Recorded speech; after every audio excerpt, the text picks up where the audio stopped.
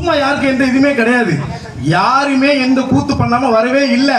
நமக்கு இப்போ ஆண்டுட்டு இருக்கவங்க யாரா இருந்தாலும் சுதந்திர போராட்ட தியாகிகள் அல்ல. நீங்க கூத்து பண்ணதான் எங்களுக்கே உங்களை தெரியும், நீ இல்லாட்டி அதுவுமே எங்களுக்கு தெரியாது. அதனால நீங்க கூத்து கூத்துன்னு சொன்னாலும் நம்ம தலைவர் சொன்ன வார்த்தை தான் கூத்து. நம்ம கட்சி மட்டும்தான் தமிழ்நாட்டில் சத்தியத்தை பேசும், சாத்தியத்தை பேசும், கொள்கையை பேசும், கோட்பாடை பேசும், கோபத்தை பேசும், சோகத்தை பேசும், நல்லதை பேசும், உள்ளதை பேசும். நம்ம தளபதி தங்க தளபதி, பாச தளபதி.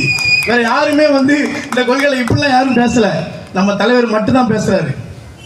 அதே போல இதோட நம்ம இல்லாம இனி வரும் 8 மாசங்கள் நம்ம கடுமையாக உழைத்து நம்மளுடைய எல்லா மாவட்டத்திலையும் அந்தந்த மாவட்ட பொருளாக உழைச்சிட்டு இருக்காங்க.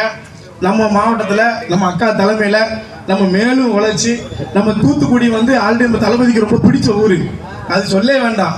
அந்த தூத்துக்குடி என்ன ஆனாலும் நம்ம அக்கா தலைமையில் அதில் நம்ம அடித்து ஜெயிச்சு கொடுக்கறது இப்போ மட்டும் இல்லை, எப்போதும் ஒரு வரலாறு சொல்லுவாங்க.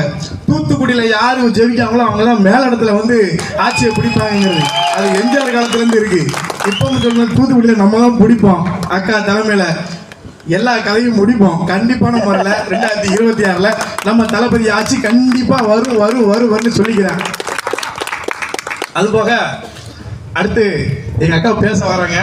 எங்கள் அக்கா ஒரு சில வார்த்தைகள் இந்த 1.5 வருஷத்துக்குள்ள ஒருத்தங்களுடைய மனசுல எப்படி பதிஞ்சாங்க, எப்படி அவங்களுடைய கட்சிக்காண்டி உண்மையா உழைச்சாங்க, அந்த ஒரு காரணத்துக்காக எங்கள் கழகம் கண்ட காவியமே, தூத்துக்குடி மக்கள் மனதில் பதிந்த ஓவியமே என்று நாங்கள் சொல்லிக்கொள்ளும் அளவிற்கு முத்து நகரின் முத்தான முத்து, தமிழக வெற்றி கழகத்தின் நிரந்தர சொத்து, அதுதான் எங்களுக்கு எப்போதும் கெத்து என்று நாங்கள் சொல்லிக்கொள்ளும் அளவிற்கு எங்கள் கழக தோழர்களுடன் இரவு பகலாக அயராது உழைத்துக் கொண்டு தமிழக வெற்றி கழகத்திற்காக முழுமையாக அர்ப்பணித்துக் கொண்டு தூத்துக்குடியில் வலம் வரும் எங்கள் தூத்துக்குடியின் வருங்கால வீர மங்கை, என்றும் எப்போதும் எங்கள் தளபதியின் அன்பு தங்கை திருமதி அஜிதா ஆனந்த் அவர்களுக்கு என்னுடைய மனமார்ந்த நன்றியை தெரிவித்துக் கொள்கிறேன். மேலும் இந்த மேடையில் என்ன பேச வைத்த அண்ணன் அந்தோனிசாமி அவர்களுக்கும் அண்ணன் ஜோசோ அவர்களுக்கும் என்னுடைய மனமார்ந்த நன்றி தெரிவித்துக் கொண்டு கடைசி ஒரு சின்ன கதை மட்டும் சொல்லிட்டு போயிடுறேன். ஒரு பூட்டு இருக்கு. அந்த பூட்டை சாவிக்கும் சுத்தியலுக்கும் ஒரு சின்ன வாக்குவாதம் வருது.